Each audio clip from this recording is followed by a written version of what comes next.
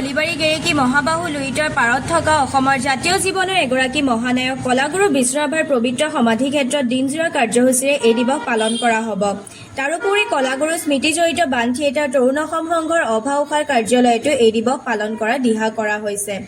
উল্লেখনীয় যে অসম চৰকাৰে এইবাৰ কেন্দ্ৰীয়ভাৱে ঐতিহাসিক সাংস্কৃতিক নগৰী তেজপুৰত বিষ্ণুৰাভা দিৱস উদযাপন কৰিব আৰু ৰাভা দিৱসলৈ এদিন থকা অৱস্থাত প্ৰতিকূল বতৰকো নেওচি শোণিতপুৰ জিলা প্ৰশাসনে ৰাভা দিৱস সমাধিস্থ কৰা গেৰেকী সমন্বয় ক্ষেত্ৰ সজাই তুলিছে।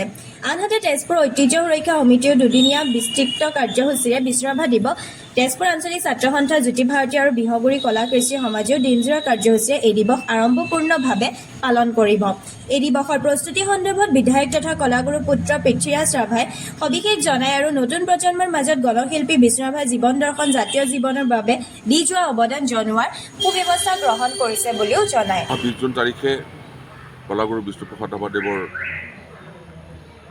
মৃত্যু দিৱস আৰু মৃত্যু দিৱস উদযাপন কৰাৰ কাৰণে অসম চৰকাৰে এইবাৰ কেন্দ্ৰীয়ভাৱে তেজপুৰ নিৰ্বাচিত কৰিছে আৰু তেজপুৰলৈ মাননীয় মুখ্যমন্ত্ৰী হিমন্ত বিশ্ব শৰ্মা ডাঙৰীয়া ডক্টৰ হিমন্ত বিশ্ব শৰ্মা ডাঙৰীয়া অহাৰ কথা সেইখিনি প্ৰস্তুতি আৰম্ভ হৈছে।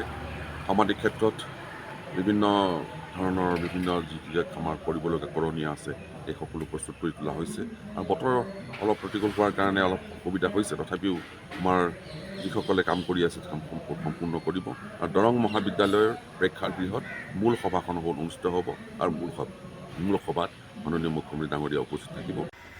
অসমৰ জাতীয় জীৱনৰ পুৰোধা ব্যক্তি আমাৰ বৰ অসম গঢ়াৰ যি সপোন দেখিছিলে কলাগুৰু বিষ্ণুপ্ৰসাদ ৰাভাদেৱৰ 20 জুন তাৰিখে আমি তেজপুৰত বিভিন্ন অনুষ্ঠানে তেখেতৰ উদযাপন আয়োজন কৰিছে। তাৰ লগতে আমাৰ ঐতিহ্য সুৰক্ষা সমিতি তেজপুৰে বিভিন্ন কাৰ্যসূচীৰে আমি আজি আৰু অহাকালিলৈ 19 আৰু 20 তাৰিখে আমি বিভিন্ন দিনজোৰা কাৰ্যসূচী লৈছোঁ।